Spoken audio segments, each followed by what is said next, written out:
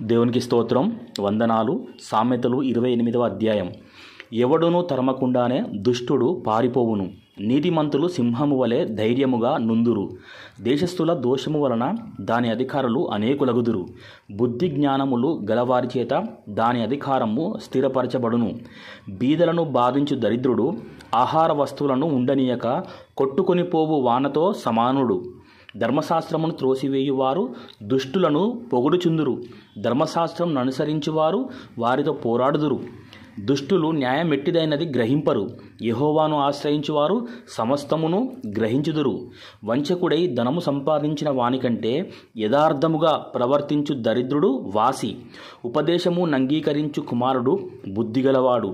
తుంటరుల సహవాసం చేయువాడు తన తండ్రికి అపకీర్తి తెచ్చును. వడ్డీ చేతను దుర్లాభము చేతను ఆస్తి పెంచుకొనువాడు దరిద్రులను కరుణించు వాని కొరకు దాని దాచి కూడబెట్టును. ధర్మశాస్త్రము వినబడకుండా చెవిని తొలగించుకొని వాని ప్రార్థన హేయము. యథార్థవంతులను దుర్మార్గమందు చొప్పించువాడు తాను త్రవ్విన గోతిలో తానే పడును. యథార్థవంతులు మేలైన దానిని స్వతంత్రించుకొందురు. ఐశ్వర్యవంతుడు తన దృష్టికి తానే జ్ఞాని. వివేకము గల దరిద్రుడు వానిని పరిశోధించును. నీతిమంతులకు జయము కలుగుట మహాఘనతకు కారణము. దుష్టులు గొప్పవారగునప్పుడు జనులు దాగియుందురు. అతిక్రమములను దాచిపెట్టువాడు వర్ధిల్లడు. వాటిని ఒప్పుకొని విడిచిపెట్టువాడు కనికరము పొందును. నిత్యము భయము కలిగి ప్రవర్తించువాడు ధన్యుడు. హృదయమును కఠినపరచుకొనువాడు కీడులో పడును. బొబ్బరించు సింహమును తిరుగులాడు ఎలుగుబంటియు దరిద్రులైన జనుల నేలు దుష్టుడును సమానములు. వివేకము లేని వాడవై జనులను అధికముగా బాధపెట్టు అధికారి. దుర్లాభమును ద్వేషించువాడు దీర్ఘాయుష్మంతుడగును. ప్రాణము తీసి దోషము కొట్టుకొనివాడు గోతికి పరిగెత్తుచున్నాడు. ఎవరునూ అట్టివానిని ఆపకూడదు. యథార్థముగా ప్రవర్తించువాడు రక్షింపబడును. మూర్ఖ ప్రవర్తన గలవాడు హఠాత్తుగా పడిపోవును.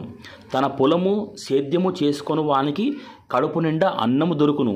వ్యర్థమైన వాటిని అనుసరించు వారికి కలుగు పేదరికము ఇంతంత కాదు. నమ్మకమైన వానికి దీవెనలు మెండుగా కలుగును. ధనవంతుడగుటకు ఆతురపడువాడు శిక్ష నొందుకపోడు. పక్షపాతము చూపుట మంచిది కాదు. రొట్టె ముక్క కొరకు ఒకడు దోషము చేయును.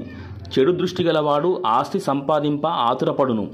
తనకు దరిద్రత వచ్చునని వానికి తెలియదు. నాలుకతో ఇచ్చకములాడు వానికంటే నరులను గద్దించువాడు తుదకు ఎక్కువ దయ పొందును. తన తల్లిదండ్రుల సొమ్ము దోచుకొని అది ద్రోహము కాదనుకొనువాడు నశింపజేయువానికి జతకాడు. పేరాస గలవాడు కలహమును రేపును. యెహోవా యందు నమ్మకముంచువాడు వర్ధిల్లును.